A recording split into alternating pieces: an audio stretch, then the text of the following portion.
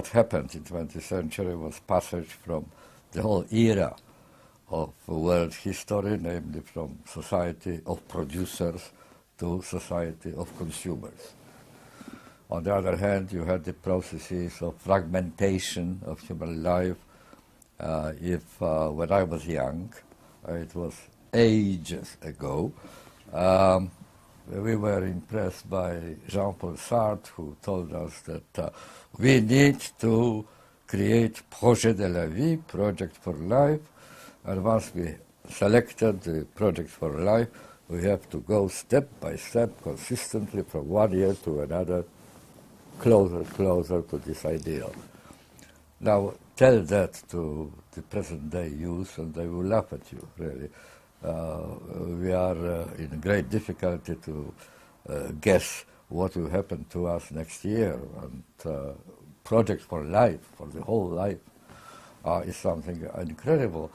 Life is split into episodes. It was not like that at the beginnings of 20th century.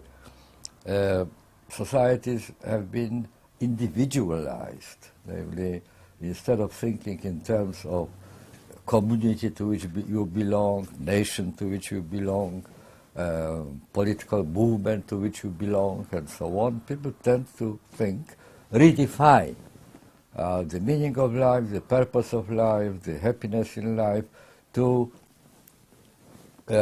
what is happening to one's own person, the questions of identity, which play such a tremendously important role today in the world. You have to create your own identity. You don't inherit it.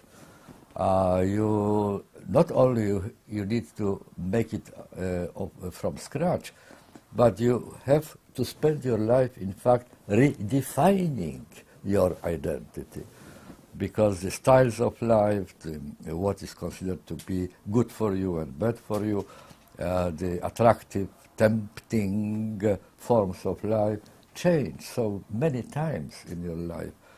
If I try to list all fashions in this respect, which changed in 86 years of my life, well, we would probably have to spend several hours here talking in order to just to name them all. So all these have changed. There are plenty of changes, not just the passage from totalitarianism to democracy, but so many other things. And I am afraid that we can't really, with hand on our hearts, say which of these changes is the most lasting and will influence the life of next generations of our grandchildren or great-grandchildren. But I still am unable to say whether it is the beginning of the new form of life, which will last for centuries, or whether it is a period of transition from one kind of social order to another kind of social order. When you are in a process of transition, it's very difficult to imagine another kind of a stable solution, settlement of human cohabitation. But then it comes sooner or later. So even that question is, we are unable to answer. I can, with some degree of responsibility, say that two things happened which are irreversible. Only two things I can say they are really irreversible. One thing is that we have multiplied, we humanity on the planet, and the connections, the relationships, the interdependencies, the communication spread all over the globe. We are now in a position that we are all dependent on each other. What happens in Malaysia, you know it or you don't know it, you feel it or you don't feel it, has tremendous importance on the prospects of life for young people in Sao Paulo. And vice versa. We are all in the same boat. This is the first time in history where the globe is really one country, in a sense. The second issue is that after 300 years, roughly, of modern history, when our ancestors decided to take over nature under human management, and thus hoped that they will make nature absolutely obedient to human needs and human wishes, and there will be full control over what's happening in the world. Now that came to an end because in the result of our own successes and our ancestors' successes, development of modern technology, of efficiency, of the ability to produce more and more and more, reach for all sorts of natural resources of the planet and so on. In the result of all this tremendous success of science and sociology, we came very close to what we now understand are the limits of endurability of the planet. I am a humble sociologist. I don't have any prophetic abilities, really. I never learned any methodology of prophecy in my 60-odd years doing sociology. So I don't know how it will eventually develop. I can only tell you what are the dangers today to democracy, really. One is what I already mentioned, namely the divorce between power and politics. Because if that is the case, then the state, the only political institution which we don't have a global political institution, the state is not powerful enough to keep all the promises which states 50 years ago gave to the citizens. And that was the golden era of democracy. The 30 after-war years was the proliferation and thriving of idea of democracy. Now democracy is on the way down. Less and less people are really deeply convinced that it's a good thing. They are doubtful about the quality of democracy. Why? Simply because the relatively powerless state can offer citizens less and less. What states are doing, with very few exceptions, most states today are doing, is contracting out the many functions which state was expected to perform. Who knows, perhaps, here I am engaging in prophecy already, we will invent a global democracy sometime. And that would be a radical solution, mind you, because I don't believe that the framework of the nation state any longer is able to defend on its own the future of democracy, for reasons which I mentioned before. Right? So we will have to invent, not I am too old for that, but you and your generation will have to invent global equivalent to the inventions of our forefathers. They invented nationwide democracy, nationwide representative democracy, parliaments, modern parliaments. They invented jurisdiction, not a local, traditional, habitual, customary laws, but one unified code of law for the whole country. All the things which create modern democracy, they invented. If Aristotle was invited to building of any of the contemporary parliaments, Aristotle, who first used the concept of democracy and described it, right? He would probably enjoy what he sees, because people quarrel, they represent different views, they argue, then they vote, they come to some agreement. He would like it. But then if someone told him that that is democracy, he would laugh, because democracy he described in ancient Athens was just people coming to the marketplace, and fighting each other and coming to some resolution. Which means that democracy is a notion which acquires over time in history different forms and different instruments, different strategies. So I can, of one thing, be sure that if you really invent global equivalent to nation-state democracy, then it will be a democracy, okay, but it won't be the institutions of democracy which we know, only bigger. It will be not similar to these institutions, because these institutions, which we now call democratic, were created, were adjusted to the needs of a nation-state. And then Castoriadis goes and says that autonomous individual and autonomous community, polity, can only exist together. One needs another, right? You can't be individual in a tyrannical society, in a totalitarian society. You are not really an individual. It must be a cooperation of the two autonomies with each other. It was very beautiful, but the danger came from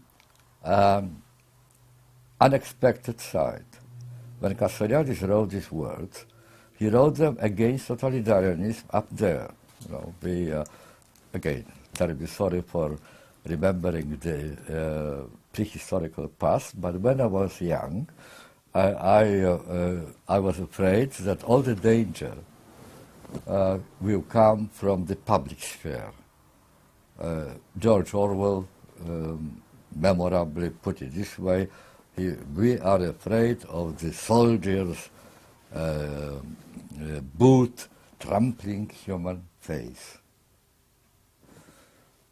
All right, that was a danger, there's no question about that. Our ancestors, and partly my own generation, managed to get over this danger, move it aside. We are not any longer afraid, really, as I was in my young, of the individuality being overwhelmed by the pressures from the top, censorship, you know, the secret police and so on. There are some remnants of it, but much alleviated, mitigated by comparison. The danger, however, to this autonomy came from the other side, from the sphere of the private and the individual. The nearest approximation, contemporary approximation of agora, of the place where democracy was made and remade and continued and developed and protected, the nearest approximation of it are chat shows on television, talk shows, you know. And that's where masses watch, participate, telephone, send questions, messages, you know, and something similar to what was done in ancient agora. Now, when you look at it, they are not discussing our shared interests. They are not discussing the well-being of society. They are not discussing what needs to be done to abolish and repair the troubles which we all suffer in one extent and in another. They just confess their ultimately private, individual and very intimate problems, right? Ehrenberg, the French sociologist, famously pointed out that in his view the postmodern revolution started on one Wednesday evening in 1980s, one autumn of 1980s, when certain Vivienne, that ordinary woman, in the presence of 6 million TV viewers, declared that she never experienced orgasm in her marriage because her husband, Michel, suffers of premature ejaculation. That was revolution, start of the revolution. Why start a revolution? Because suddenly on the Agora, people started confessing things which were the embodiment of privacy, embodiment of intimacy, which you would confine only if you were a Catholic to the priest on confession, or to your really very, very close circle of very intimate friends. But you wouldn't go to the public square and shout about it.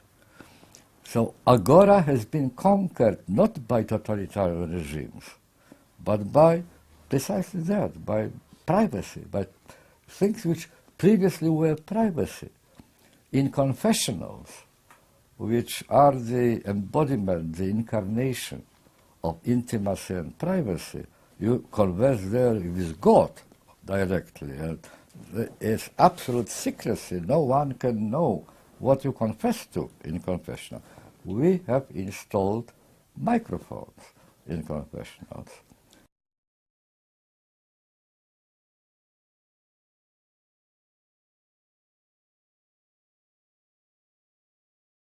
One addict of Facebook confided in me, not confided, he actually boasted to me that he made 500 friends in one day.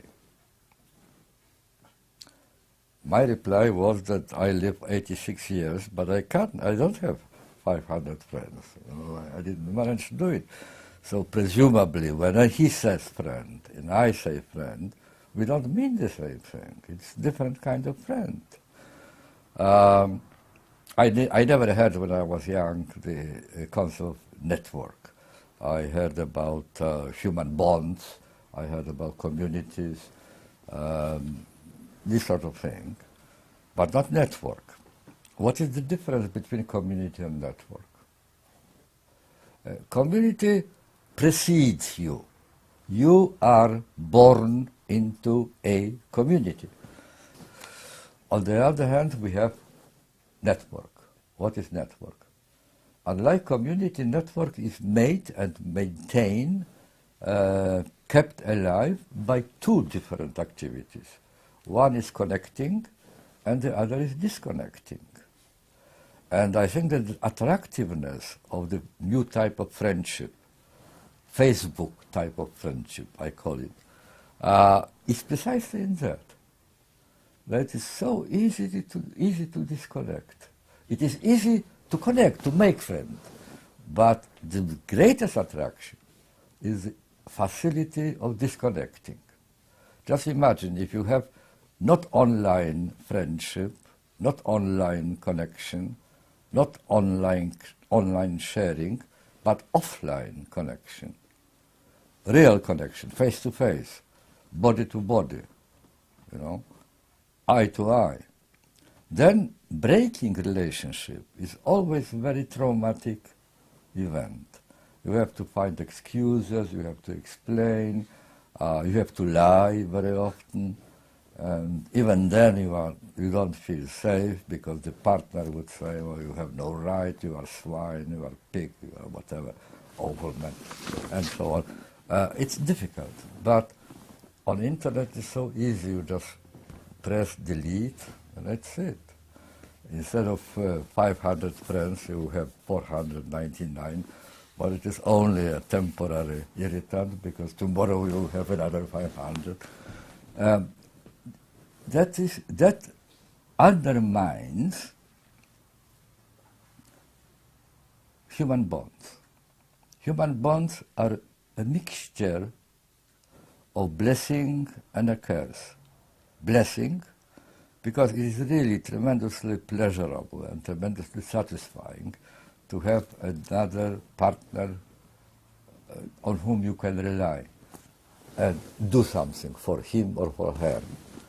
It's it's some kind of experience which is unavailable to the Facebook friendship. So it's a blessing. And I think that very many young people are not even aware what they lost because they never experienced this sort of situation. On the other hand, it is a curse because once you enter the bond, you expect to stay there forever. You swear, you take an oath, till death do us part, right? Forever. But what does it mean? It does mean that you mortgage your future.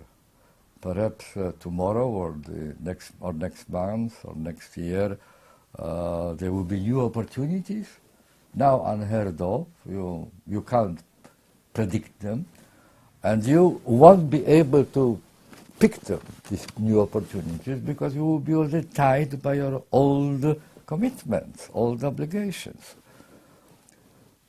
So it's a very ambivalent situation, and hence the curious phenomenon of this person, solitary person in a crowd of solitaries, right?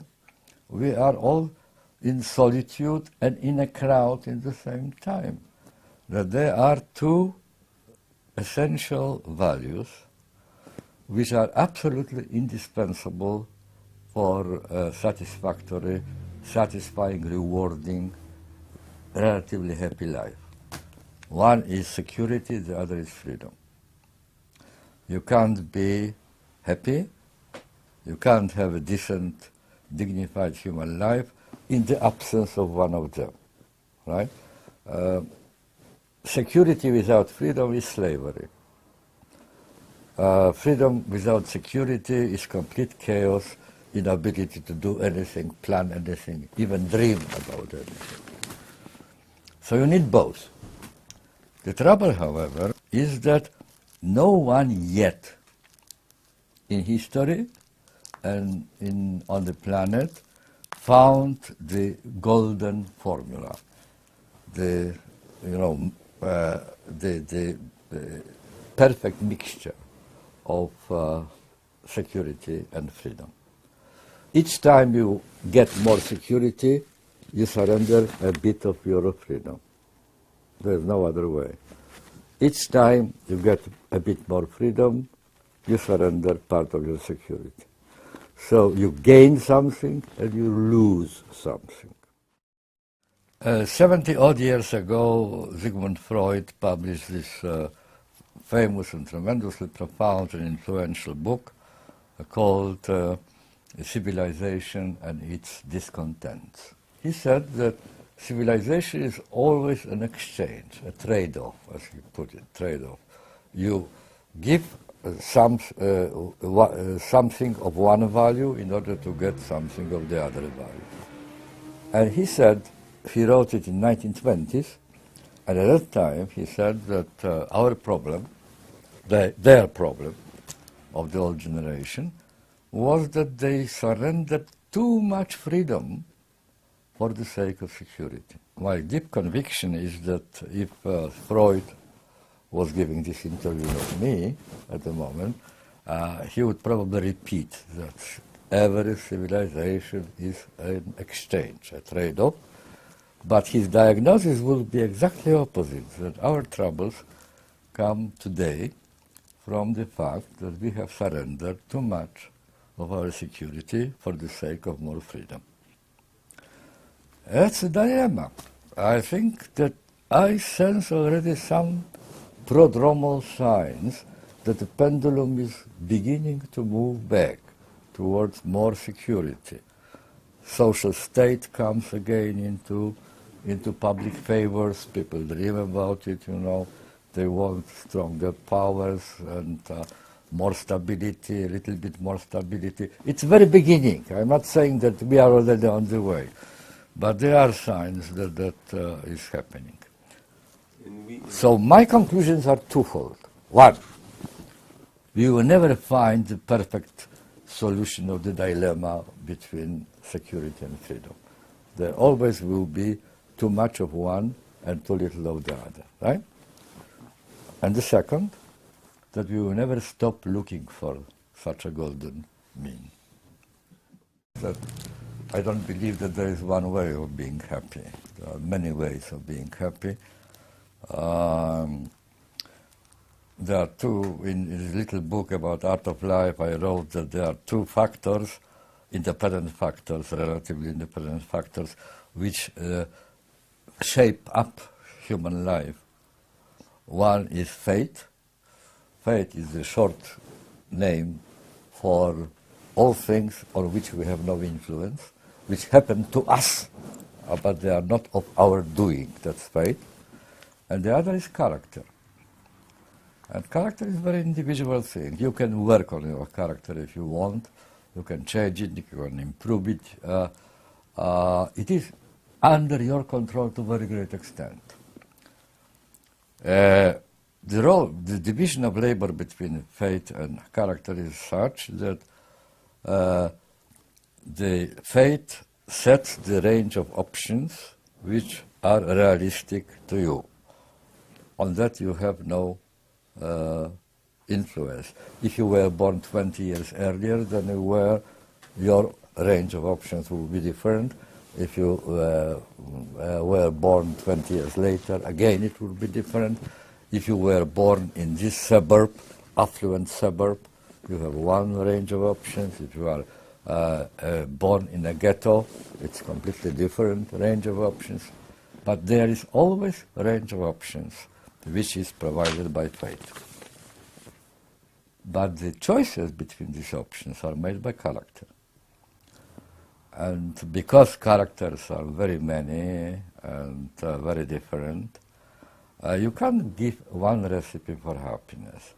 I know that there are counselors now who earn quite a lot of money by pretending that they have recipes for happiness. Don't believe them. They are, hoodwink you. I would never dare to give such an advice. Well, I am not comparing myself with Socrates, but very many philosophers, contemporary philosophers, consider life of Socrates, his personality, which he constructed, as the most perfect, relatively perfect, which you can imagine. But what does it mean? Does it mean that if Socrates' kind of life, which he selected, is the perfect solution for Socrates anyway, does it mean that we all should imitate Socrates and try to be like him? No. The answer is on the contrary, because precisely Socrates considered a secret of his happiness in that he, on his own, by his own will, created the form of life which he lived. People who imitate somebody else's form of life, somebody else's model of happiness, are not like Socrates. On the contrary, they betray his recipe. They betray his recipe because his recipe precisely. You can translate it in a simple term, saying that for every human being there is a perfect world made especially for him or for her.